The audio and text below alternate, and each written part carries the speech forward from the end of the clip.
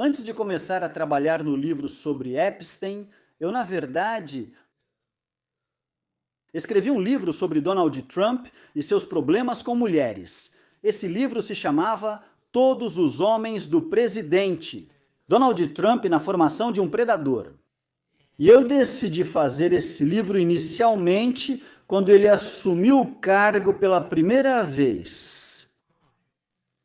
Quando estávamos descobrindo todos os detalhes sobre Stormy Daniels e uma modelo da Playboy chamada Karen McDougal. E ele aparentemente estava levando esses dois casos extraconjugais enquanto era casado com sua esposa, Melania. E eu pensei, além disso, pouco antes da eleição, surgiu a gravação do Access Hollywood, em que Donald Trump afirmou ser aceitável apalpar mulheres se fosse uma celebridade. E tivemos 26 acusações diferentes de mulheres contra ele por má conduta sexual e assédio. E eu pensei, como jornalista, eu disse, sabe, isso é inacreditável. Temos um novo presidente que tem esse histórico e estamos aprendendo mais sobre isso a cada dia.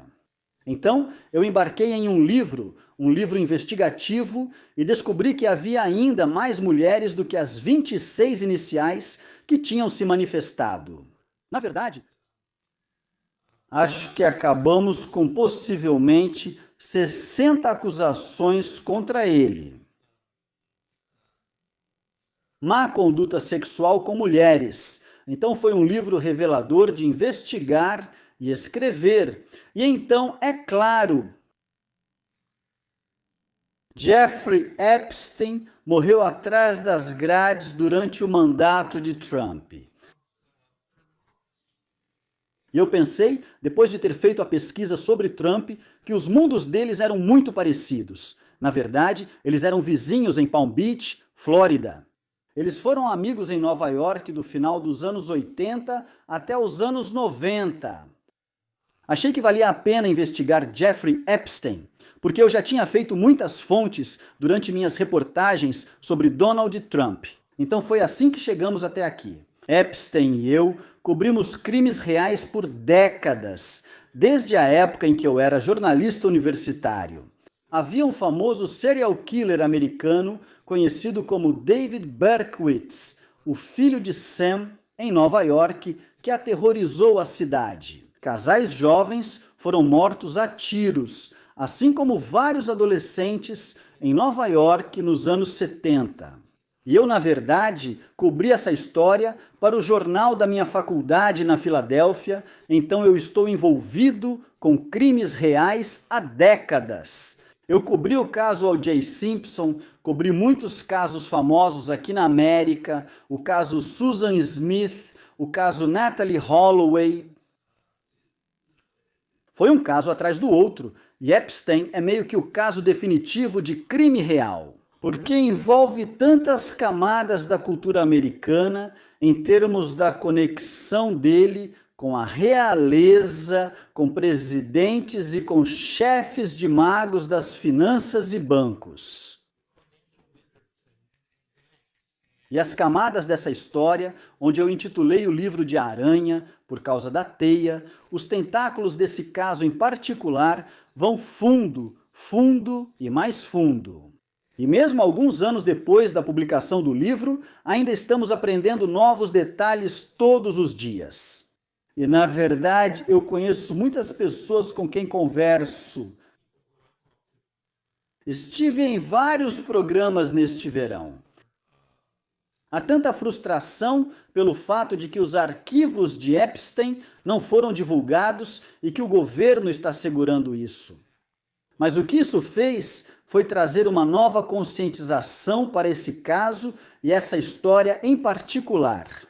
Estava em Washington, Distrito de Colômbia, há alguns dias, com as sobreviventes do Epstein, as vítimas que fizeram uma coletiva de imprensa nos degraus do Capitólio.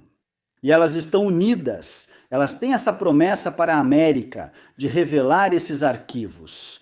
E então, o fato de o governo ter voltado atrás nessa promessa e retirado a promessa. E basicamente disse, não há nada para ver aqui. Nós analisamos o material, não há lista de clientes, não há chantagem.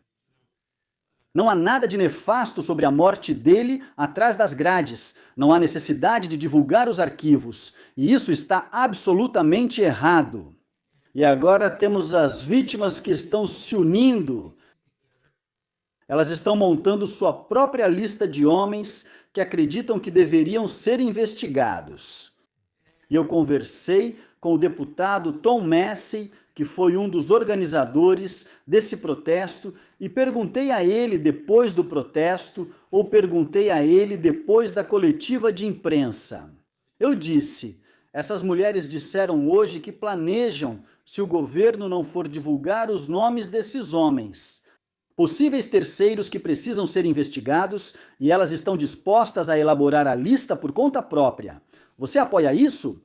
E ele disse, não só apoio isso, mas também disse, eu vou ler os nomes, sabe, na Câmara dos Deputados, ele disse. É assim que me sinto sobre isso.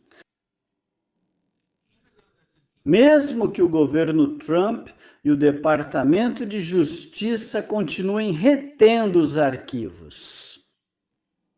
Nós temos alguns legisladores na capital do país, em Washington, que estão dispostos a apoiar essas mulheres e levar as coisas para o próximo nível. E é para lá que precisamos ir, porque há homens por aí, não só nos Estados Unidos, mas em todo o mundo, que participaram da rede de tráfico sexual de Jeffrey Epstein e Ghislaine Maxwell. E então há outros homens, não homens que participaram do tráfico sexual no sentido do abuso sexual, mas há outros homens que agora atuaram como facilitadores. Esses eram homens que colocavam meninas em aviões, algumas pessoas ligadas a agências de modelos e assim por diante, com quem Jeffrey Epstein tinha conexões. E ele mandava trazer essas jovens para ele nas Ilhas Virgens, para serem levadas à sua ilha e serem abusadas. E nós sabemos com certeza que esses homens receberam dinheiro para reunir essas jovens. Como eles faziam isso? Eles prometiam a essas jovens desses países do leste europeu que elas poderiam ir para a América e se tornar modelos. Então eles miravam nessas jovens, colocavam elas em aviões e então Jeffrey Epstein mandava buscar essas garotas no aeroporto nas Ilhas Virgens, em St. Thomas, e depois as transportava de barco para sua ilha para abuso sexual. E nós sabemos que após a morte de Jeffrey Epstein, em 2019, a Procuradora-Geral das Ilhas Virgens Americanas, uma mulher chamada Denise George, essa Procuradora-Geral dessa ilha distante, assumiu o caso e investigou o caso dele. E ela descobriu, a partir de relatos de funcionários do aeroporto, que viram essas garotas sendo colocadas em barcos para serem levadas à ilha de Epstein, que desciam desses aviões, que algumas dessas garotas tinham apenas 12 anos de idade, o que é horrível e revoltante. E antes de descerem dos aviões, elas usavam moletons de universidades que não serviam direito para disfarçá-las, no sentido de tentar fazê-las parecer mais velhas, tentando fazê-las parecer que estavam na faculdade. Mas, na verdade, eram crianças que ele estava levando para sua ilha para abuso sexual. Então, há homens que participaram do abuso sexual propriamente dito, para quem ele entregava essas meninas. E há outros homens que são tão perversos quanto que deveriam ser investigados e processados. E esses são os homens que basicamente estavam entregando essas meninas ao lobo. E eles precisam ser detidos e precisam ser interrogados. Há um senador aqui nos Estados Unidos da América, Ron Wyden, do estado do Oregon. E ele tem seguido o caminho financeiro da investigação de Jeffrey Epstein. E ele descobriu que houve 4.700 transferências bancárias que totalizaram 1 bilhão em dinheiro.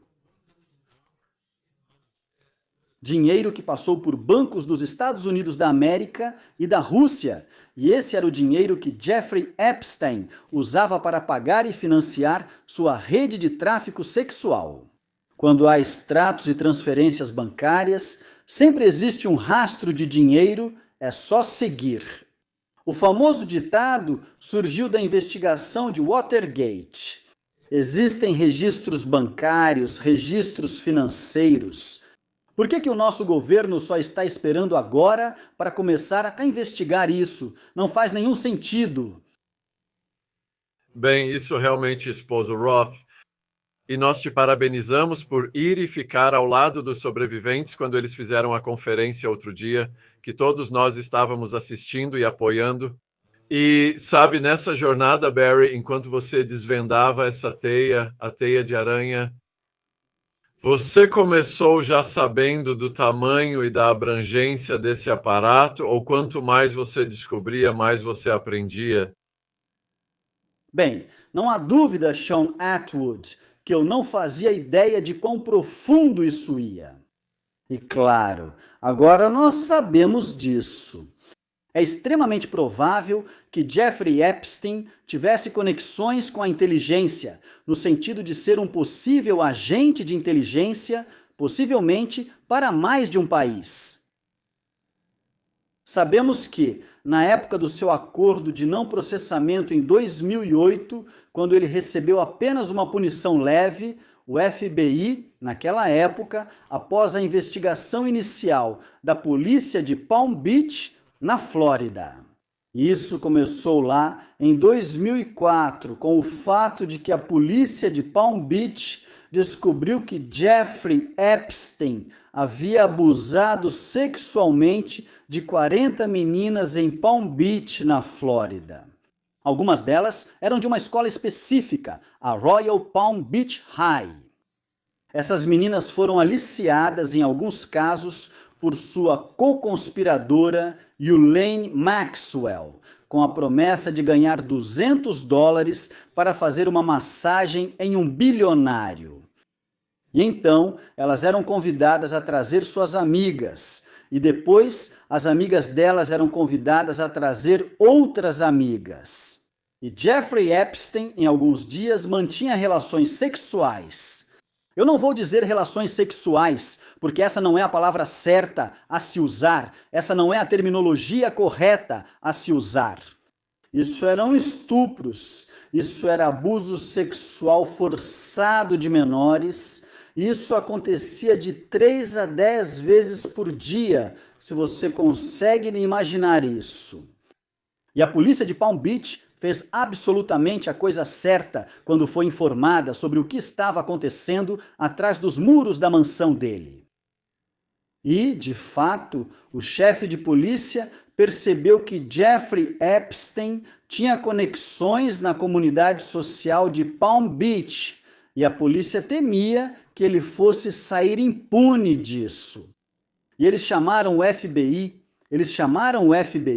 que começou a investigar não apenas o que estava acontecendo na Flórida, mas também o que vinha acontecendo na mansão de Jeffrey Epstein, na cidade de Nova York.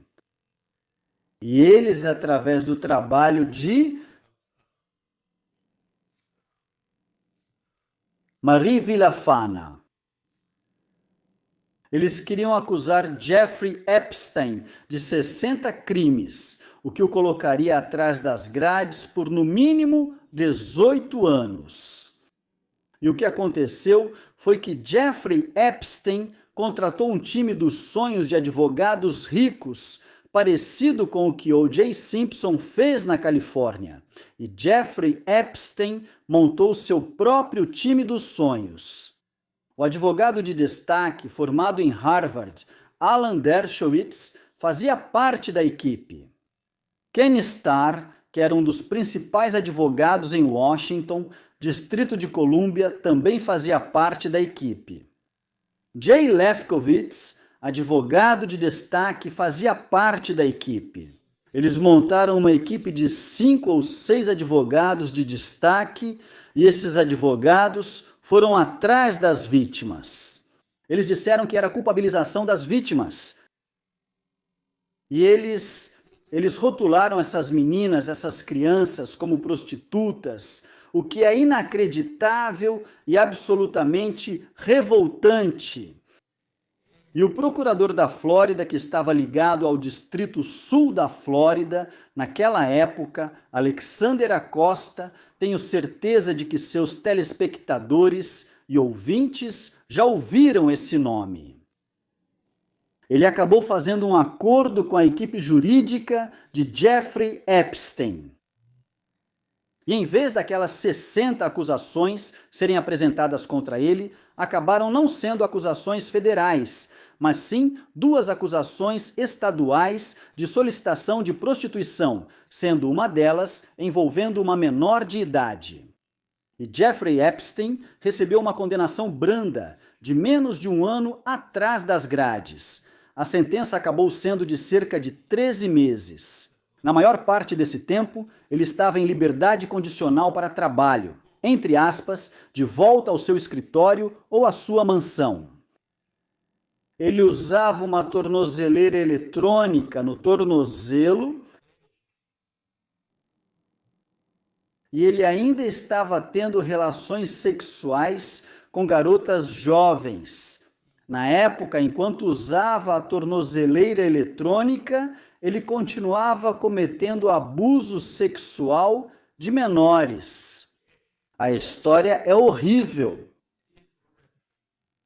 E Alexander Acosta teria dito que parte do motivo desse acordo judicial era que Jeffrey Epstein fazia parte da inteligência. Ele usou a palavra inteligência e que Jeffrey Epstein estava acima dele. Até hoje, ainda não sabemos quem no governo pode ter falado com Alexander Acosta para dizer a ele para pegar leve com Jeffrey Epstein. Até hoje não sabemos com quem exatamente Jeffrey Epstein tinha conexões com a inteligência. Sabemos que ele tinha muitas conexões com os israelenses.